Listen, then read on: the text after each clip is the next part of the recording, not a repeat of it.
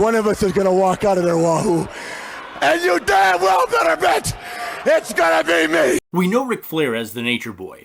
Whether we saw him very late in his career as a senior member of the WWE, late in his career battling Hulk Hogan or Eric Bischoff in the 1990s, in the prime of his career in the WWE, or battling Ricky Steamboat and Sting in WCW, or maybe it was earlier in his career battling the likes of Harley Race, Dusty Rhodes, Roddy Piper, Wahoo McDaniel, or Jimmy Snuka. Whenever it was, you probably saw him as the Nature Boy. Woo! But Flair wasn't the first, nor the only. There were two other men who claimed the Nature Boy moniker, Buddy Rogers and Buddy Landel. There were times the Nature Boys fought each other, and two of the three were multiple World Heavyweight Champions. Nature Boy Buddy Rogers was born February 20th, 1921 in Camden, New Jersey. He allegedly made his pro wrestling debut in 1939 in Atlantic City, New Jersey. There is some disagreement as to when that first match took place, as Rogers in different interviews has said different dates. But what is known is that Rogers entered the Navy in the early 1940s and is believed to have wrestled in carnivals around this time as well. Rogers' first officially documented match took place in Atlantic City. Billed as Dutch Road, he faced Eddie King on July 18, 1942. Dutch Road became Buddy Rogers in Texas in 1945. Wrestling the big names of the day, he honed his craft. He also developed a wrestling personality to go along with that skill. Then came the nickname. First time I wrestled in the Hollywood Legion Stadium on the coast, I had a real heavy tan. I just come out of Galveston, Texas, and I wore a little white jacket then, and I opened up that jacket, and everybody started screaming, Nature Boy. And my manager at the time said, man, they just tagged you with a hell of a name. And from that time, it stuck. In the 1950s, television became a worldwide phenomenon, and professional wrestling's golden age had begun. The likes of Gorgeous George graced the black and white TV sets of the day with color and style. Other wrestlers, such as Rogers, would be inspired by George and create their own niche with great success. There was a lot of promoters didn't want to handle Gorgeous George. They all thought it was a disgrace to wrestling for a guy to come in there with bleached hair and rolled up gold bobby pins and the flary robes he had. Well, even I was one that I thought it was a cardinal sin to see this guy walk in the ring, but let me tell you something. Gorgeous George drew more money in the 7-year period than even I did. He made $9 million in 7 years. So I have to say this, I don't care how you make it as long as you make it. As George's career was winding down, Nature Boy Buddy Rogers' career was blossoming. In the 1950s, Rogers' career would get national television exposure, and that experience made him a top talent. At the height of TV, I'd say all started really around 53, 54. I wrestled all over this country, and any place that we went, I don't care, little towns like Beckley, West Virginia, we draw 15,000 people. Zanesville, Ohio, 10,000 people.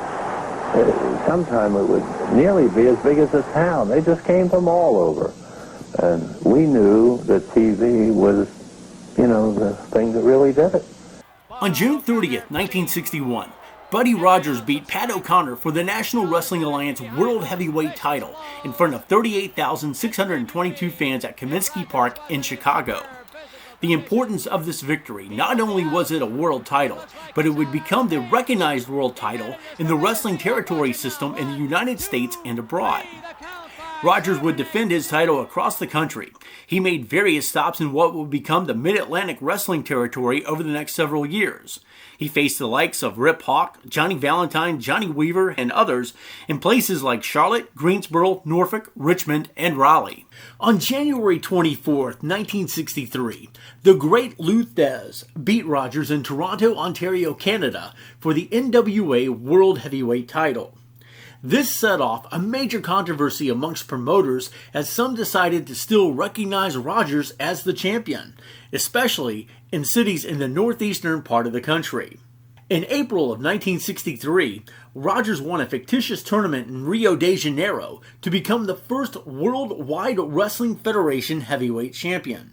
Rogers defended this belt in the northeastern cities from Washington, D.C. to Boston. Today's WWE title can trace its roots back to the WWF title. A little over a month later, Bruno Sammartino would win that WWF title from Rogers on May 17, 1963 at Madison Square Garden in New York City.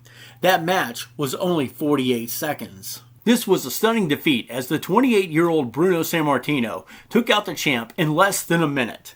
I must have had thousands of people say to me, buddy, how did Bruno Sammartino ever beat you? Well, I'm going to give it to him right now. 6 weeks before, I had already signed for the match in Madison Square Garden with Sammartino. 6 weeks before that, I went in Georgetown University Hospital with a heart attack.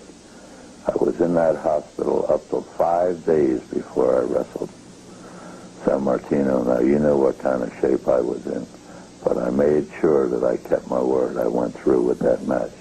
Any 15-year-old kid could have beat me that night that I went in that ring.